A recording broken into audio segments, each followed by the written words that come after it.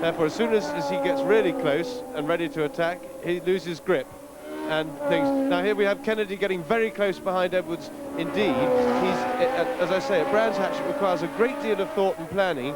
I've been watching this battle very carefully because it's undoubtedly the battle of the race. I think if Kennedy did go past, he'd very quickly be attacking Zannino for the lead, but he doesn't seem, to my way of thinking, to have planned his attacks very well.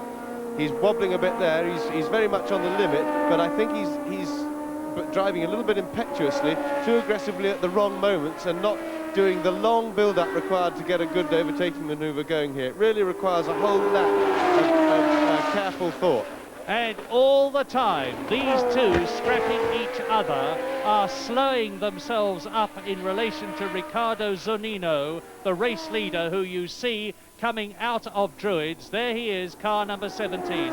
The lead was below 2 seconds. It has now gone up to 3.4 seconds. Not so much, I suspect, because Zannino has been going faster, but because Kennedy and Edwards, in fighting each other, have slowed each other up and have therefore dropped back.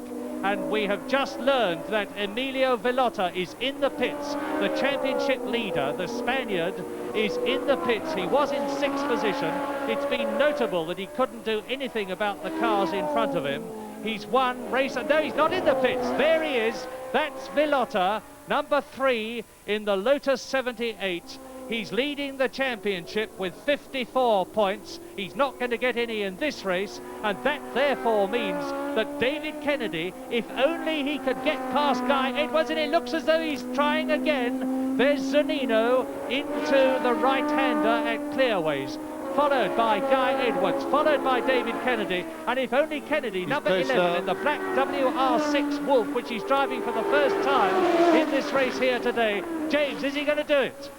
Well, he's trying hard, but you see, Murray, he's trying in the wrong place. Look, he's right behind him now, and he loses all that ground going out of the corner because he's too close going in. He'd be far, in my opinion, he'd be far better off if he'd hold back going into Paddock Bend. He's been constantly attacking where he has no chance because Edwards will always shut the door. He's very experienced.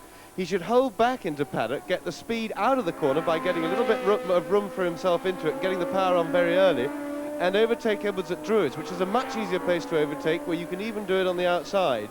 But if he just would send Edwards to sleep at Druids by doing the same thing behind him and pretending he's not interested in passing there each lap, then he'll leave the door open and zap out. It's not so difficult. I think David Kennedy is not thinking as well as he should.